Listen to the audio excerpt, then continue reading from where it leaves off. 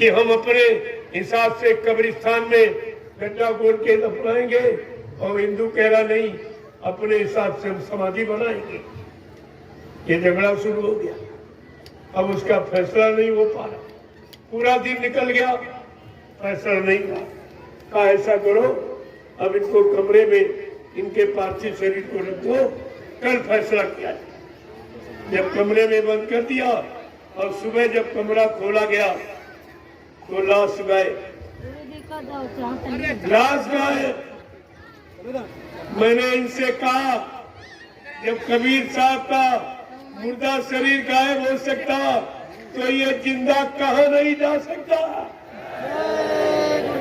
जब मुर्दा शरीर गायब हो गया तो ये जिंदा कहाँ नहीं जा सकता। केवल दो चीजें मिली, कबीर साहब का शरीर तो मिला नहीं, एक फूल मिला और एक चादर।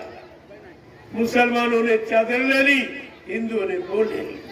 वो फूल चढ़ाते, वो चादर चढ़ाता, इसके अलावा कुछ नहीं, कुछ नहीं मिला।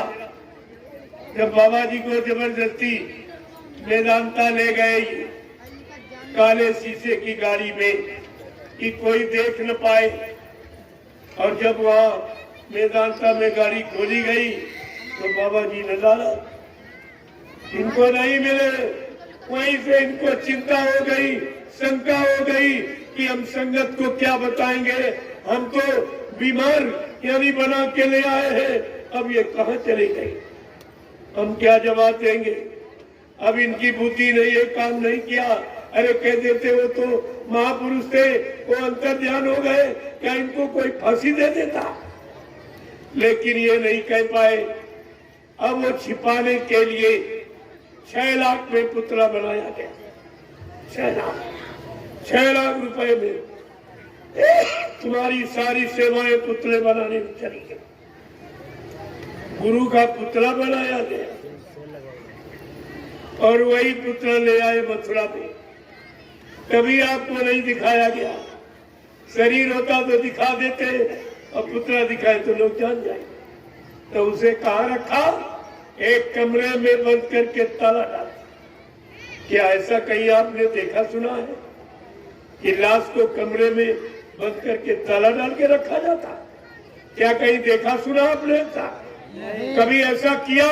अगर कोई ऐसा करे तो ये पुलिस प्रशासन उसको तुरंत उठा के जेल में बंद कर देगा।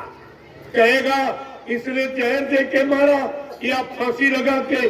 कभी ये लाश को छिपाना, छिपाने का कारण क्या? प्रेमियों, यही से सारा रात खुल जाएगा। यही से आप थोड़ा सा धीरे धरिए, ये सब रात खुल जाएगी। फिर आपको नहीं दिखाया, क्या नाटक किया कि कमरे से निकाला और एक शीशे का ताबूत बक्सा बना के ले आई थी। और वो बक्सा 3.5 फुट का था। बाबा जी के शरीर की लंबाई 5 फुट 5.5 की। और वो मतलब ताबूत था शीशे वाला 3.5 का। अरे लोगों ने कहा भाई क्या मर जाने के बाद शरीर छोटा हो जाता। ये भी नाटक किया गया आपने। फिर भी आप कुछ नहीं समझ पाए, न कुछ बोल पाए। वहां से अगर जमीन पर किसी तख्त पर रख देते और सारे लाइन लगवा देते कि सब लोग दर्शन कर लीजिए, तो प्रेमियों आज कोई शंका का विषय नहीं था। तो वहां भी नहीं रखा गया। वहां शीशे से निकाला, ऊपर ऊंचे मंच में रख दिया। वहीं से लाउड स्पीकर से अनाउंसमेंट किया जा रहा कि बाबा जी को नहलाया जा रहा, अब कपड़े बदले जा रहे। चलो भाई, आपने नहलाया नहीं दिखाया, लेकिन कपड़ा बदल लिए थे, तब आप मंच पर खड़ा कर देते। सारा हिंदुस्तान बाबा जी को पहचानता था, पहचान लेता। प्रेमियों, आज कोई शंका का विषय नहीं था।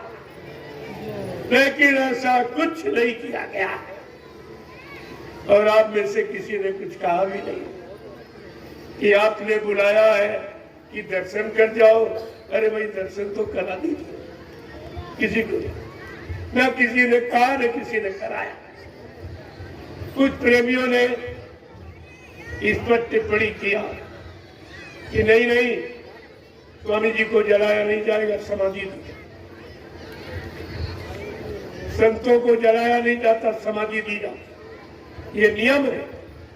कुछ प्रेमियों ने इस पर कहा, लेकिन अब शरीर होता तो समाधि दे। ये सोचते थे अगर पुतले को समाधि दे दूंगा, अगर भविष्य में कभी खोद के निकाला जाए तो मैं फंस जाऊंगा। हमने कहा आज नहीं तो तुम आगे फंस जाओगे। ये सच्चाई कभी छिपने वाली नहीं है। आज नहीं तो कल फंस जाओगे।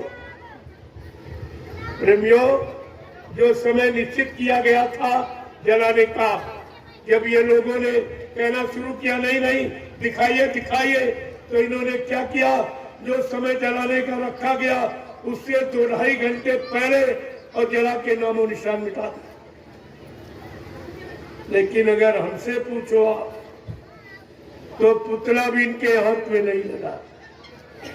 आप लोग गए होंगे, देखा होगा, जब पुतला जलाने का समय आया, ये कुदरत को मंजूर नहीं हुआ कि महापुरुष का अगर पुतला जलेगा तो बड़ा अपमान हो जाएगा। कुदरत को ये मंजूर नहीं हुआ तो अचानक काली आंधी आ गई। आप मौजूद थे, देखा होगा, कोई बादल नहीं, कुछ नहीं, अचानक कुदरत ने काली आंधी चला दी, जिसपे सबकी आंखें बंद हो गई और वो आंधी पुतले को उड़ा के नहीं गई। पुतला भी इनके हाथ में नहीं लगा। और जब ये कहा गया इसकी राख का टेस्ट कराओ, ये राख बाबा